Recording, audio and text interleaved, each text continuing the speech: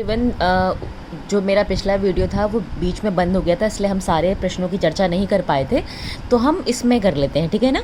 देखिए अब हमने कहाँ तक 40वें प्रश्न से हमें देखना है। देखिए ये 40वां प्रश्न क्या पूछा है कि अल्लाह दीनों में केवल 1% विशिष्ट काले और लाल हड़प्पी मृदभांड मिले हैं, ठीक है। ये आपका एक कथन हुआ। दूसरा है कि भीड़ डाना में नक्काशी की कार्यशाला की पहचान की गई है। अब आपको इनमें से बताना है कि कथन एक सत्य है और दूसरा असत्य है, या कथन एक और कथन दो दोनों ही सत्य है, या कथन एक असत्य है परंतु कथन दो सत्य है। फिर चौथा ऑप्शन है कथन एक और कथन दो दोनों ही असत्य है। ये आपको बताना पड़ेगा, ठीक है। आप मुझे अपने ऑप्शंस बताइएगा कि इसमें कौन सा आपको सही लग रहा है।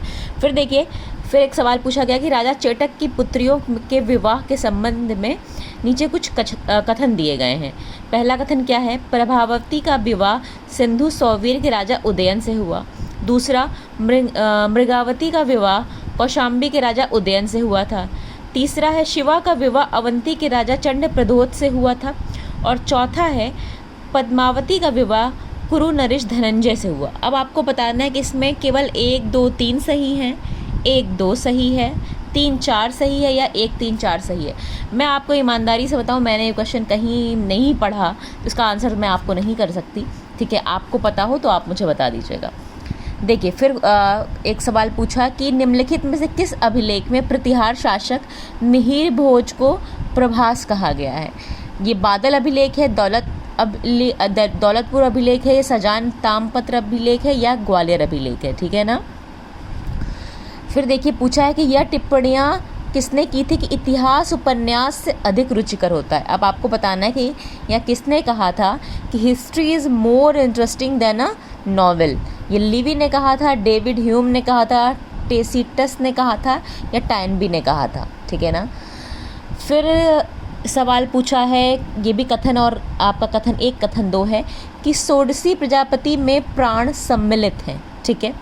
ऋत से ही सोम उद्घृत है और संवर्धित होता है। अब आपको बताना है कि कथन एक सत्य है परंतु कथन दो असत्य है, कथन एक और कथन दो दोनों सत्य है, कथन एक असत्य है परंतु कथन दो सत्य है, या डी कथन एक और कथन दो दोनों ही असत्य है, ठीक है ना। क्वेश्चन बहुत मुश्किल है, देख के आपको खुद समझ में आ रहा होगा।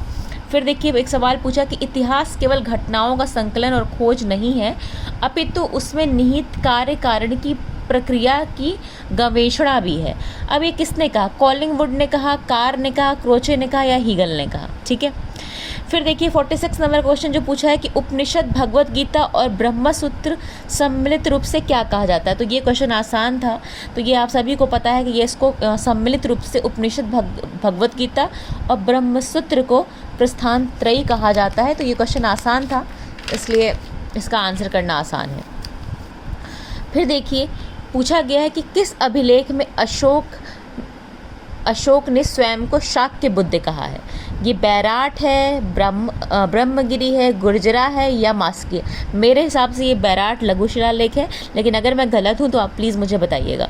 फिर देखिए पूछा है कि पैसरा के उत्खनन से संस्कृतियाँ प्राप्त हुई, कौन से? विकसित असूलियन, प्रारंभिक असूलियन, उच्च पुरा पाषाणिक, मध्य पाषाणिक। अब आपको बताना है कि इनमें से 3, 4, 1, 4, 2, 4 या 2, 3 कौन से कॉम्बिनेशन की संस्कृतियाँ, जो पैसरा है ना, पैसरा आपका पैसरा जो आपकी आर्कियोलॉजिकल साइट है, ठीक है, जहाँ विदला जायसवाल मैम का काफ़ी अच्छा काम रहा है, इनमें से कौन सी संस्कृतियाँ प्राप्त हुई हैं? देखिए ये क्वेश्चन आर्कियोलॉजी वाले कर देंगे। निम्नलिखित में से किस हड़प्पी पुरास्थल से तांबे की बनी चिड़िया की मूर्ति प्राप्त हुई है? ये कालीबंगा है, मोहनजोदड़ो है, लोथल है, या हड़प्पा है? फिर 50वां सवाल है, निम्नलिखित शासकों को उनके शासन काल के क्रमानुसार व्यवस्थित कीजिए, ठीक है। अब ये है आपके जगदेकमल विक्रमादित्य पंचम, सोमेश्वर प्रथम, जयसिंह द्वितीय, ठीक है। अब आपको बताना है कि काल क्रमानुसार इनमें से कौन सा सही है। इसमें से शायद तीसरा जो ऑप्शन लगा है ये सही है, क्योंकि मैंने इसको चेक किया था, तो ये सही आंसर आया, लेकिन फिर भी आप देख लीजिएगा एक बार। फिर देखिए 51वां क्वेश्चन पूछा गया है कि किस ग्रंथ से पता चलता है कि उत्तर और दक्षिण के व्यापारी आपस में एक स्थान पर मिला करते थे? ये उपवन